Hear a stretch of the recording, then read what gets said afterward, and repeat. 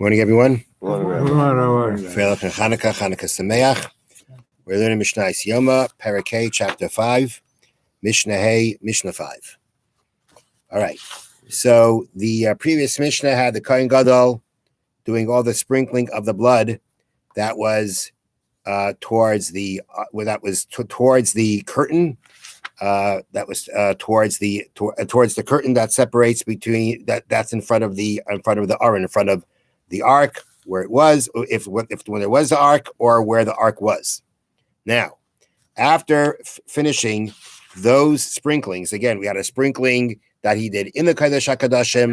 We had a sprinkling that he did outside of the Kodesh HaKadoshim. Now it says like this. The Mishnah starts with a pasuk.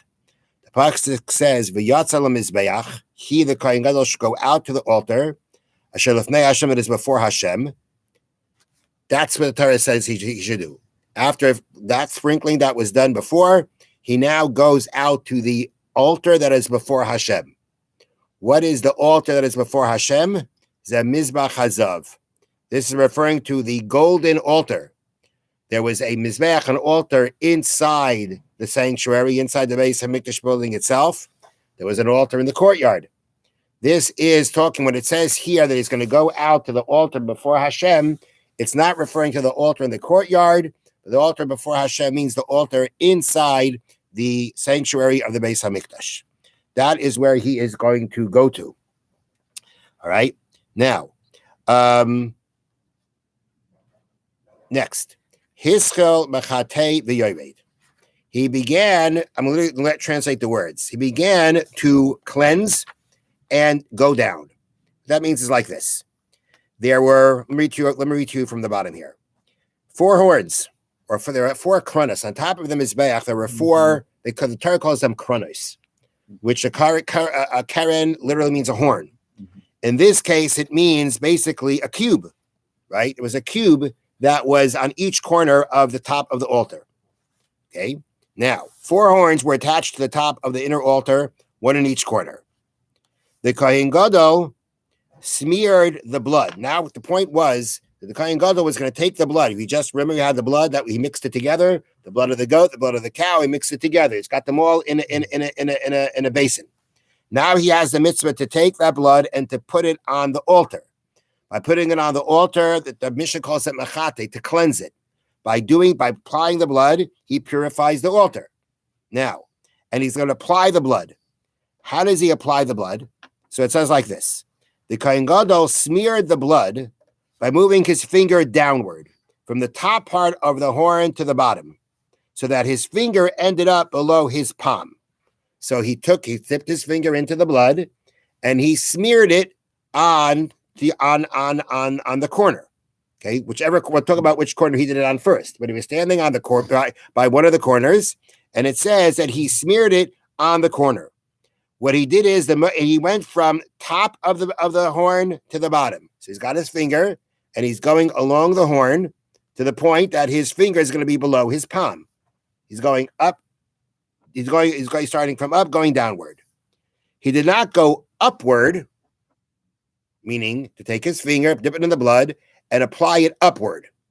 You always have your finger. He's always having his finger in either this direction or this direction. His palm is always facing towards the carrot, towards the horn when he is applying the blood, when he's smearing the blood. So he smears the blood from up to down, not down up. Okay, not to take his finger and down up, where it would come up, where he ended, his finger would be above his palm. That he does not do. He did not go upward, because if he did, he would finish with his finger above his palm, and some blood might run down his palm and into his sleeve.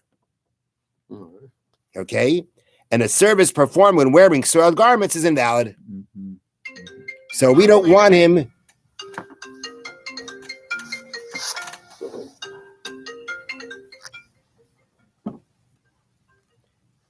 So we don't want him going ahead and soiling his garment, which would then, invalidate his ability to do the rest of avoda, and he'd have to go ahead and change. Maybe he won't even realize it. So therefore, we don't have him applying the blood in a way that it could go down to his sleeve.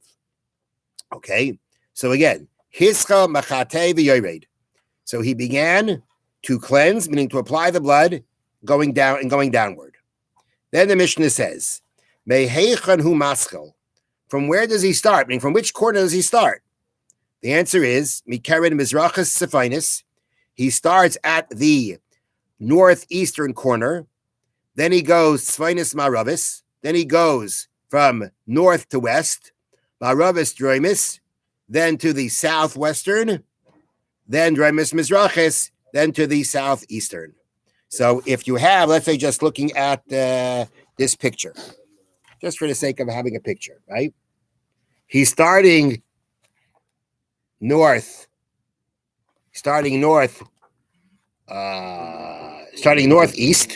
Right? Northeast. Then he goes northwest, southwest, southeast. Now each time he applies it. Correct. Okay, that's what he does. All right. So that's what Mishna has told us. That is the order that he goes. He starts from the northeast corner, and then he goes. Basically, he keeps going left till he comes back to the northeast corner. Okay. Now, the next thing is like this. It's important to know, I have to read this introduction to understand the next part of the Mishnah. The order stated above, starting at the northeast and ending at the southeast, was required not only for the bull and he-goat of Yom Kippur, but also for the other inner chatas offerings. Chatas offerings whose blood was applied on the inner altar. Thus, the last corner of all these offerings was the one in the southeast. So the point is like this. When you're being a carbon chatas, typically, you always have to apply the blood too. Now, it's not necessarily applied to the corner; it's applied outside in the outside altar. You have some of them that is applied to the corners. Sometimes it's thrown on the wall. But the point is that you have certain sacrifices that the blood is applied to the altar in the courtyard, and then you have some of them that the blood is applied to the altar inside in the sanctuary. Now, the example that we just had, we just learned this in regard to the blood of the goat and bull of Yom Kippur. But there were other sacrifices that were also not on Yom Kippur, during all year round, that were also, their blood was applied on the inside altar. On the inside. There were certain ones that were applied on the inside. The examples that they give are like this. You ready? There were two types of chatas offerings. The outer ones whose blood was applied to the corners of the outer altar, and the inner ones whose blood was applied to the inner altar. The outer ones were the regular chatas offerings brought by a person who sinned mistakenly, and the chatas offering of the musaf. Okay, if a person accidentally did something, transgressed a prohibition, certain prohibitions, the ones that carry, he has to go ahead and he has to bring a carbon chatas. That carbon chatas, the blood was applied in the mizbeach hachitzain, the mizbeach on the outside. Also, there are chatas offerings that came with every musaf offering. Every musaf offering, Shabbos, Yontif, came with a chatas offering. There too, the blood was applied to the altar on the outside. The inner ones, the ones that were offered on the blood was applied on the inside altar. The inner ones were the bull and goat of Yom Kippur, which we're discussing, Par Kohen Mashiach, which is called bull of the anointed Kohen. If the Kohen Gadol makes a mistaken psak, and based on that psak, he transgressed a certain avera, I can't remember exactly which avera it is or which level avera it is, he has a special sin offering he has to bring. There's also called Par Helam Davar Shal Tzibur, both for the mistaken transgression of the community, and the Sirah B'Dazara, the he-goat of idol worship. These were certain. The Par Davar Shal Tzibur was the Sanhedrin paskined wrongly about a certain type of avera. I think it means something that carries avera that carries kares. The people followed it. A special chatas has to be brought. There's something called Sirah B'Dazara, which I believe is when, again, there's a decision made regarding idol worship that was a mistake. They got to bring a sacrifice to atone for it. Those were not a Yom Kippur. Those sacrifices, they weren't commonplace. They weren't regular sacrifices, but they were, when they happened and they were brought, they also were brought on the inner altar. And when they were brought on the inner altar, it followed the same order. The Kohen started from the northeast, then he went to the northwest, then he went to the southwest, then to the southeast. That was the order that he did for all these for all these sacrifices, that the blood had to be put on the inner altar, on the Mizbeach Hazav. Then the Mishnah continues.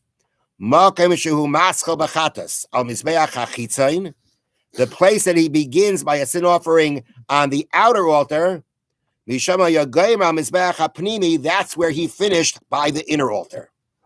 That means the kohen, so let me read it to you here. The kohen who applied the blood of an outer chatas offering. Okay, you're applying the blood of a carbon chatas. It's a regular carbon chatas. A person did a sin, he has to bring carbon chatas, and he applies it now on the outer. He applies it on the outer altar. What did he do? He went. Listen to this. He went up the ramp. Okay, and which direction did he turn when he went up the ramp? Straight. To the right. Right. This is a regular case. He comes up to the top. He goes to the right, and then he smeared blood on the first corner he reached. The first corner you reach when you come up the ramp and you turn right is the southeast. That's the one that you find, the southeast, which was the southeastern corner. He continued counterclockwise around the altar from the southeast to the northeast. Oh, okay. Okay, to the northwest, and then to the southwest. That's where he ended. However, the kohen who applied the blood of an inner offering began at the northeastern corner and going counterclockwise finished at the southeastern corner. Thus, the southeastern corner was the place where the applications of the outer chatas offerings began, where the application of the inner chatas offerings ended. So again, if you want to look at this picture, not that it's too big, not that it's very big, okay, but in this picture, okay, when you're dealing with the outer altar, this is the outer altar one. So you start from here, the bottom, which is southeast, okay, then you go up to the northeast, then you go to the northwest, and you end in the southeast. That's what happens by your regular chatas, okay? But when you're talking about, I should have regular, that's a chatas that's applied outside, on the outside altar. On the inside altar, what happens is you actually start up here. You start in the northeast, then you go to the northwest, southwest, southeast. That's where you end. So that's what the Mishnah means when it comes to the outer altar. You're ending where by the inner altar you begin. That's the point of the Mishnah. Now, Mishnah continues. Rebbe Lezer says, where he was standing, that is where he applied the blood. That means like this. Until now, we have the kohen going from corner to corner. He starts in the southeast, then he goes over to the northeast. He's walking over to each one. According to Rebbe Lezer, no. He stands in one place and applies them all. This is the inner altar, okay? That means he's standing, what he's going to be doing is he's standing in front of the northeast. That's where he's starting. According to everybody, that's where he's standing. But you know how big the inner altar was? You know how big it was, the inner altar, not the outer altar, the inner altar. The inner altar was a grand 1 amma square. Not very big. That's not very big at all. 1 amma square at the most is 2 feet, 2 feet square. That's the most. Okay. So that wasn't very big if you think about it. The inner altar, the golden altar inside the Beis Hamikdash was quite small. It was teeny. So therefore, Rebbe Lezer says, what do you got to walk around for? You can stand by one, and you can basically bend over and apply it by each one. You don't have to go ahead and walk around each one. You stand by one, and you just bend over, and you apply each one. Now, if so, by all the other ones, meaning by the ones he wasn't standing, he could apply the blood from down to up. Because when you are, let's say you're standing here and you're bending over, so you have the blood on your finger, you can go from down to up. Nothing's going to slide back into your sleeve. So by all of them, he applied the blood down to up, besides for the one that he's in front of. That one he went down to up.